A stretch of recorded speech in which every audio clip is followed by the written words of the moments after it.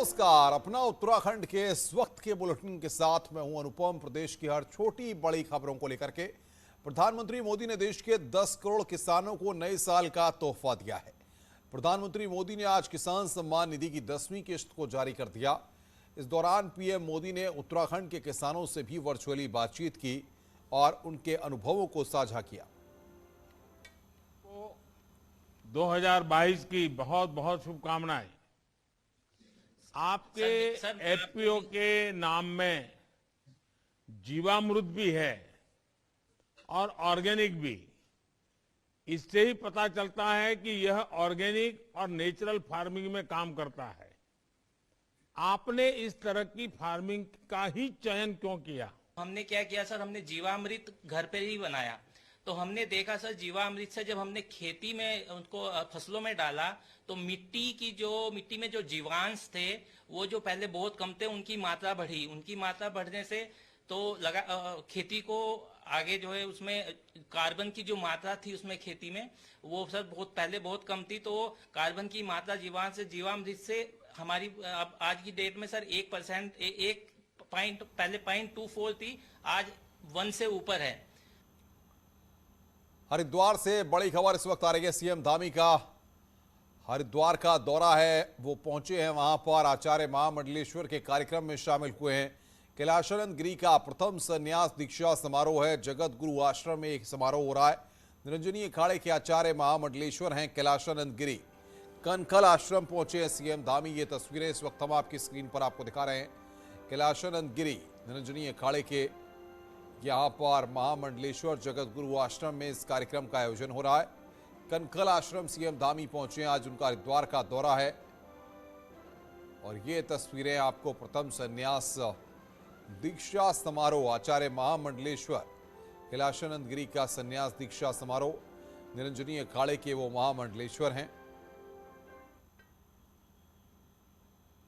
आगे बढ़ते हैं। नए साल के पहले दिन मुख्यमंत्री पुष्कर सिंह धामी ने सरकार की महत्वाकांक्षी योजना के तहत क्लास 10th और 12th के स्टूडेंट्स को टैबलेट का वितरण कर दिया। प्रदेश के 6.5 लाख से ज्यादा स्टूडेंट्स को ये टैबलेट दिए जाने हैं। देहरादून में जीजीआईसी राजपुर में मुख्यमंत्री पुष्कर सिंह धामी ने टैबलेट दिए, तो वहीं प्रदेश भर में हर विधानसभा में 100 बच्चों को पहले चरण में टैबलेट दिए जा रहे हैं। आज तकरीबन 7,000 से ज्यादा स्टूडेंट्स को ये टैबलेट दिए गए। इस मौके पर मुख्यमंत्री ने कहा कि स्कूली एजुकेशन को सुदृढ़ करने के लिए सरकार लगातार प्रयास कर रही है और डीबीटी के जरिए हर स्टूडेंट के खाते में 12,000 रुपए दिए गए हैं, जिससे उन्हें ये टैबलेट लेने हैं।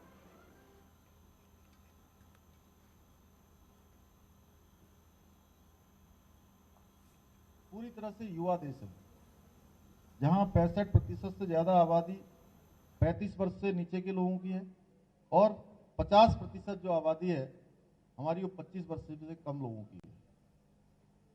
तो निश्चित रूप से हम सब युवा लोग आने वाले जो भारत का जो निर्माण होना है, जिस निर्माण की हम बहुत पहले से कल्पना करते थे, उस क्षेत्र में, उस दिशा में हम आज माननीय प्रधानमंत्री जी के नेतृत्व में तेजी से आगे बढ़ रहे हैं।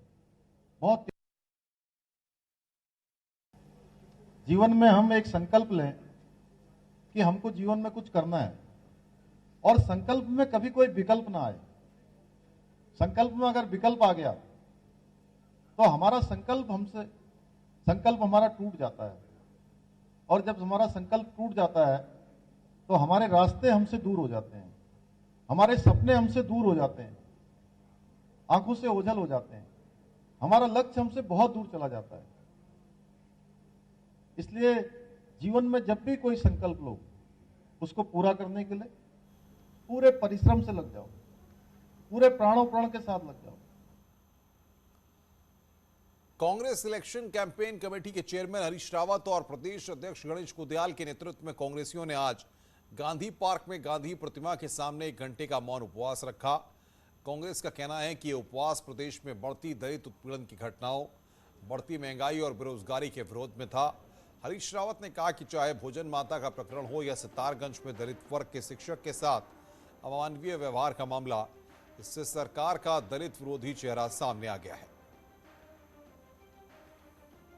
राज्य में दलित उत्पीड़न की घटनाओं में बड़ी वृद्धि हुई है और राज्य सरकार का अमानवीय चेहरा दिखाई दिया है, भाजपा का अमानवीय चेहरा दिखाई दिया है, दलित विरोधी चेहरा दिखाई दिया है। एक कमज़ोर और दलित वर्ग के साथ भेदभाव हो, सरकारों के द्वारा उनकी अनदेखी की जाए, तो ये लोकतंत्र की उस भावना के खिलाफ है। हम हमारे सामूहिक विश्वास की प्रतीक इस गांधी प्रतिमा के सामने इस 1 घंटे के मौन उपवास में इस आशय के साथ बैठे हैं कि सरकार को जो 4-5 दिन का समय बचा है, सरकार कम से कम अब तो चेते। कोटद्वार में नगर निगम द्वारा लगाया जा रहा व्यवसायिक टैक्स का मामला कोटद्वार में चुनावी मुद्दा बन चुका है। एक और कांग्रेस ने टैक्स को राज्य सरकार का टैक्स बताते हुए सरकार पर हमलावर है, तो वहीं सरकार में मंत्री हरक सिंह रावत का दावा है कि सरकार की ओर से 10 सालों तक टैक्स माफी कर दी गई है, लेकिन मेयर ने व्यापारियों पर टैक्स लगाने का काम किया है। देखिए, कोटद्वार की जनता ने कहीं भी दूर दूर तक जो है नगर निगम नहीं मांगा था, लेकिन क्षेत्रीय विधायक उस समय चिल्ला कर कहते थे कि मैं तो इसको बना के रखूंगा। यानी कि टैक्स वसूल करने के लिए एक जरिया माध्यम उन्होंने ढूंढा था, क्योंकि नगर निगम बनने का मतलब तो यही होता है कि आपको टैक्स से जोड़ा जा रहा है, टैक्स आपको उपलब्ध कराया जाएगा, आपसे लिया जाएगा। जबरन हमने उसको स्पष्ट कर दिया है कि नगर निगम में जो ग्रामीण क्षेत्र सम्मिलित हुआ है, अगले 10 वर्षों में उन पर कोई हाउस टैक्स नहीं लगेगा, कोई कॉमर्शियल टैक्स नहीं लगेगा। देहरादून से खबर है, भारतीय जनता पार्टी की विजय संकल्प यात्रा राजपुर विधानसभा में पहुंची है। यात्रा केंद्रीय चुनाव प्रभारी प्रहलाद जोशी, प्रदेश प्रभारी दुष्यंत कुमार गौतम, प्रदेश अध्यक्ष बीजेपी के मदन कौशिक वहां पर शामिल हो रहे हैं। ये तस्वीरें इस वक्त हम आपकी स्क्रीन पर आपको दिखा रहे हैं। राजपुर में पहुंची है ये यात्रा।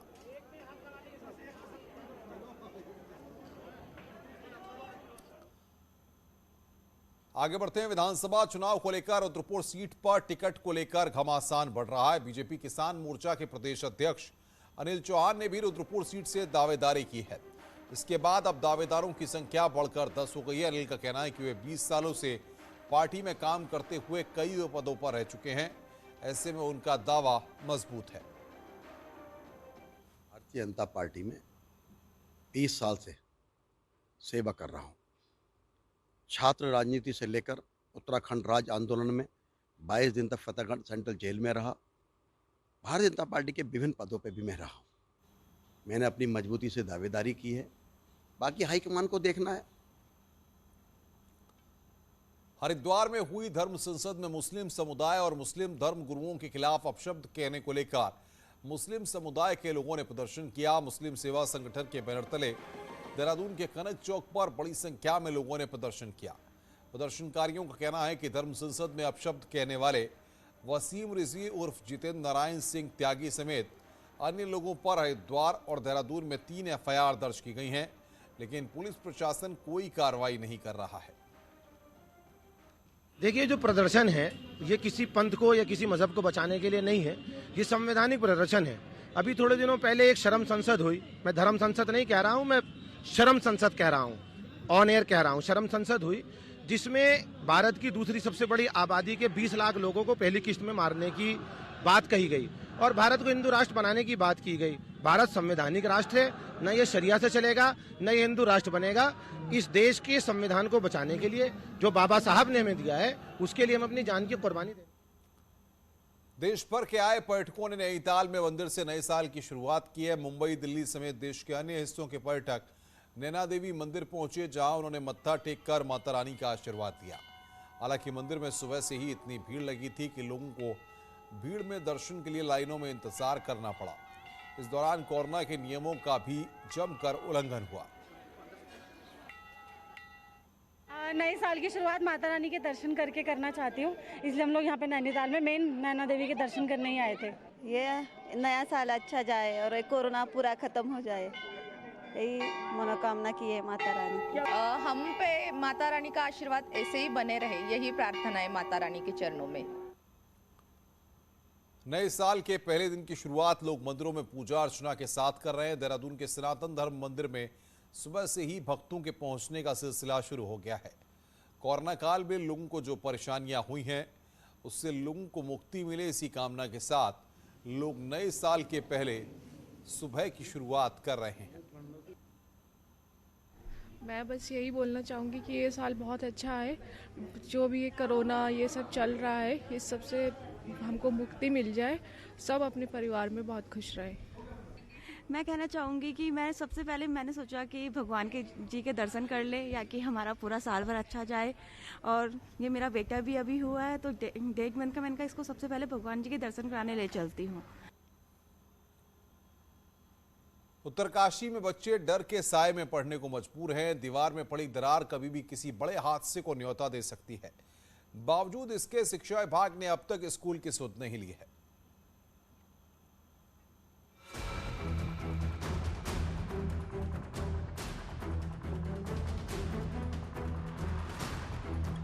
उत्तरकाशी के बारसू में 18 छात्र और शिक्षक रोज डर के साए में रहने को मजबूर हैं।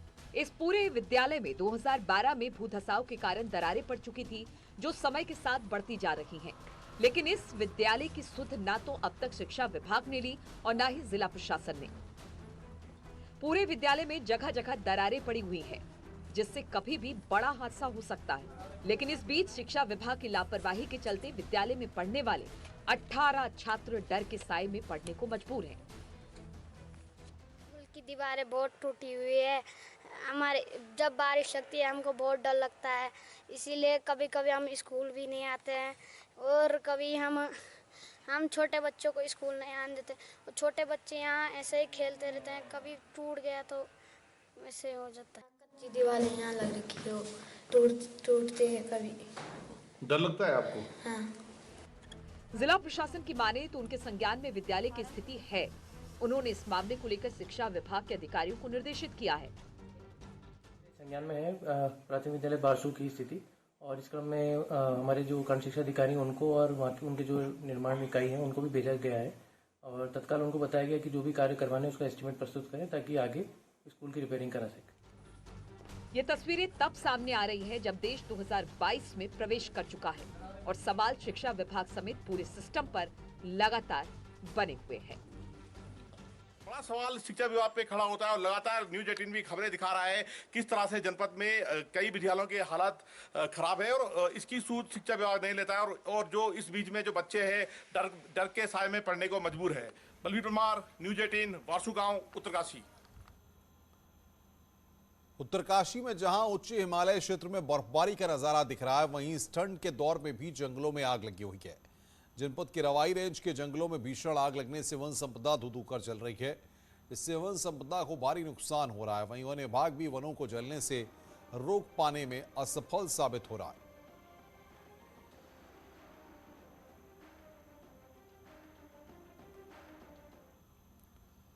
देहरादून से बड़ी खबर है। नए साल से बढ़ी महंगाई पर कांग्रेस की पीसी। नए साल का उपहार है महंगाई की मार। कांग्रेस कह रही है कि कपड़े जूते सब पर जीएसटी की दर बढ़ाई। गौरव वल्लभ ने यहां पर इस बात को कहा है, सरकार महंगाई पर नियंत्रण नहीं कर पा रही है।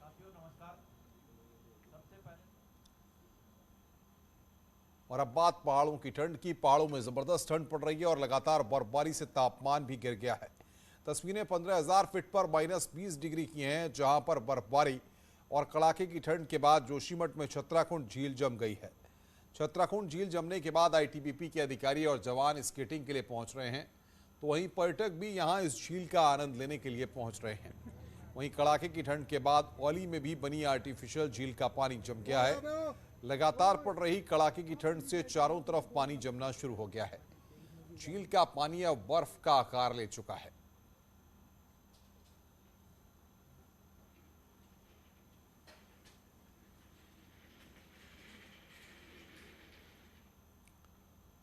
खबरें और भी हैं, फिलहाल रुक रहे हैं एक ब्रेक के लिए। ब्रेक के बाद जल्द हाजिर होते हैं।